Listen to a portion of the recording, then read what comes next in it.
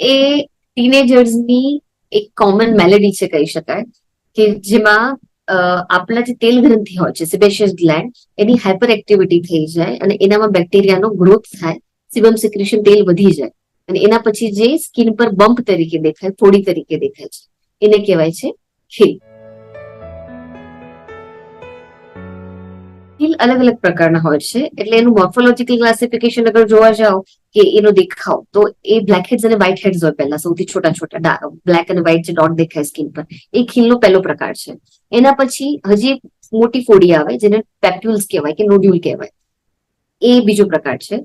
ત્રીજા પ્રકારમાં બેક્ટેરિયાના ઇન્ફેક્શનથી ત્યાં પસ ભરાય છે, યલો કલરનું દેખાય, પાકી જાય છે, જે આપણે કહીએ દુખાવો થાય છે, તે ત્રીજો પ્રકાર છે. ચોથા પ્રકારમાં સિસ્ટ બની જાય છે, અંદર એટલી મોટી ગાંઠ બની જાય છે કે જે આપણી તેલની ગ્રંથિ હોય એનામાં બધું સિક્રેશન ભરાઈને એક મોટો ગઠ્ઠો થઈ જાય છે અને એ મોટી સિસ્ટ તરીકે ફેસ પર દેખાય છે. એ ચોથો પ્રકાર છે. આ થયા એક્નેના અલગ અલગ પ્રકાર. આ છે મોર્ફોલોજીકલ, કે એના કેવું દેખાય છે એના પ્રકારનું ક્લાસિફિકેશન.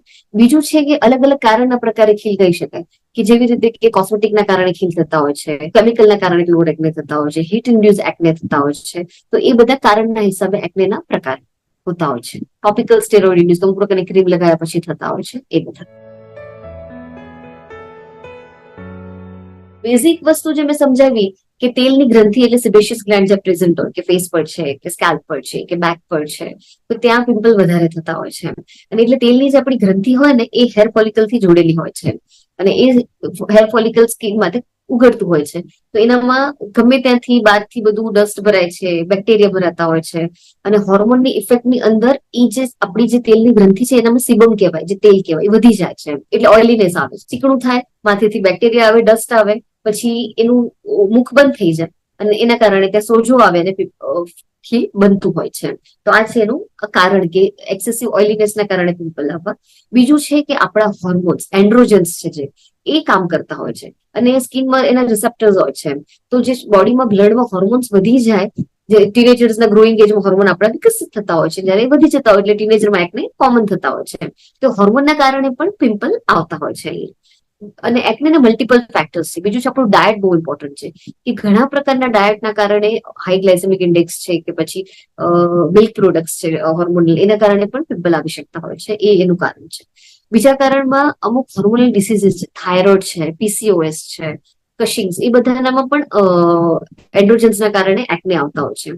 તો રૂલ આઉટ કરવું જરૂરી છે કે હોર્મોનલ ઇમ્બેલેન્સ છે, કે પછી બહારનું કોઈ કારણ છે, કે કોઈ કોસ્મેટિક કે કોઈ લગાડ્યું એનાથી છે, કે એક્સેસિવ ઓઇલીનેસ છે, કે જેના કારણે પિમ્પલ આવી રહ્યા છે. આ બધા અલગ અલગ કારણ છે. અને બીજું આનુવંશિક પણ હોઈ શકે છે. એટલે આનુવંશિકતા છે, અંતસ્ત્રાવ છે, હોર્મોનલ છે, અને બેક્ટેરિયલ ગ્રોથ છે, કે પોલ્યુશન છે, એ બધી વસ્તુના કારણે પ્લસ ઓર માઇનસ તમારું ડાયટ છે એના કારણે પિમ્પલ આવી જતા હોય છે.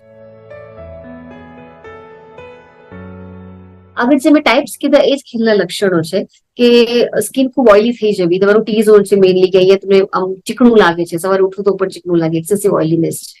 એને કારણે પછી બહાર જયારે જાઓ ત્યારે ડસ્ટ, ધૂળ મિટ્ટી ભરાતી હોય છે, તો ફોડી આવે.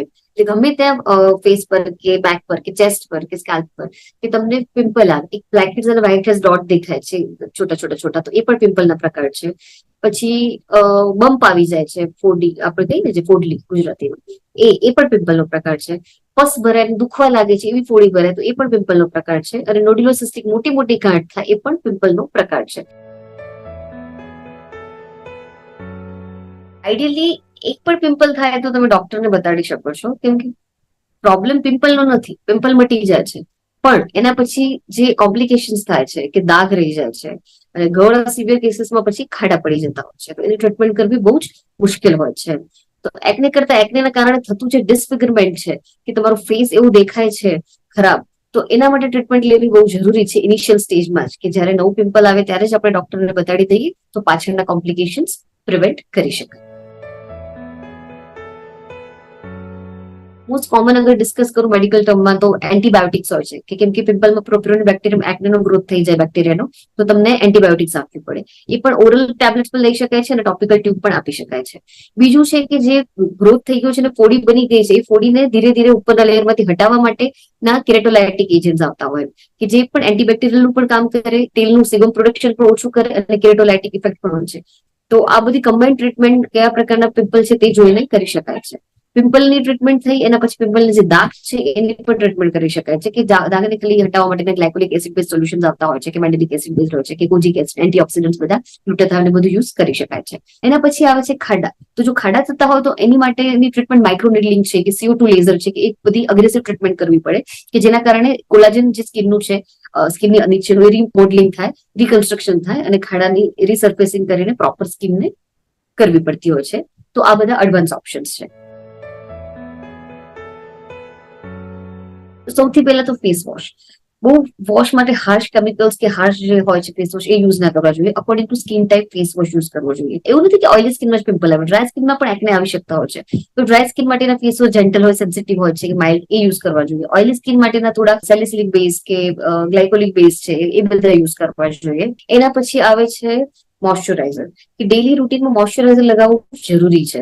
એનામાં પણ તમે ઓઇલ ફ્રી મોઇશ્ચરાઇઝર ચૂઝ કરી શકો છો. ઇન્ડિયામાં ગરમી છે, મારી સ્કિન ઓઇલી છે, તો મને શું મોઇશ્ચરાઇઝરની જરૂર છે, મોઇશ્ચરાઇઝર સ્કિન સોફ્ટ થાય એટલે મને નથી જરૂર, એવું ના હોય. હરેક સિઝનમાં મોઇશ્ચરાઇઝર જરૂર છે અને હરેક પેશન્ટમાં જરૂર છે, હરેક પ્રકારના એક્નેમાં. કે તમારી સ્કિન ઓઇલી છે તો તમે ઓઇલ ફ્રી મોઇશ્ચરાઇઝર યુઝ કરો, ડ્રાય સ્કિન છે તો ડ્રાય માટેનું યુઝ કરો. મોઇશ્ચરાઇઝર યુઝ કરવાથી સ્કિનને એક બોડી બેરિયર મળશે અને સ્કિન સોફ્ટ થશે અને તમને એકને આવવાના ચાન્સીસ ઓછા થશે. અને એના પછી ઇમ્પોર્ટન્ટ છે સનસ્ક્રીન લગાડવી લાસ્ટમાં, મોઇશ્ચરાઇઝર પછી. સનસ્ક્રીન એટલા માટે કે સનસ્ક્રીન લગાડવાથી પણ એક લેયર થશે કે જે યુવી રેસ થી હાર્મફુલ ઇફેક્ટ થી આપણને બચાવશે. અને યુવી રેસ ના કારણે પણ સિબેશિયસ ગ્લેન્ડ પર અને સીબમ પર ઇફેક્ટ થતી હોય છે. તો એ પણ જરૂરી છે કે સનસ્ક્રીન લગાડવાથી પણ તમને પિમ્પલ પર પ્રોટેક્શન મળશે. બીજું છે ડાયટ. ડાયટનો બહુ મોટો રોલ છે ને આજકાલ હવે ઘણી રિસર્ચ થઈ ગઈ છે સારી સારી, કે જેને તમને ખબર પડે કે શેના કારણે. તમે પણ રોજ તમે જે તમારું જમવાનું લેતા હો છો એનામાં તમને સમજાઈ જશે કે જેના કારણે ઘણા પિમ્પલ આવી શકે છે. કોઝ જાણવો જરૂરી છે કે શેના કારણે પિમ્પલ થાય છે. જો તમે કારણ શોધશો તો પછી તમે પિમ્પલને પ્રિવેન્ટ કરી શકો છો.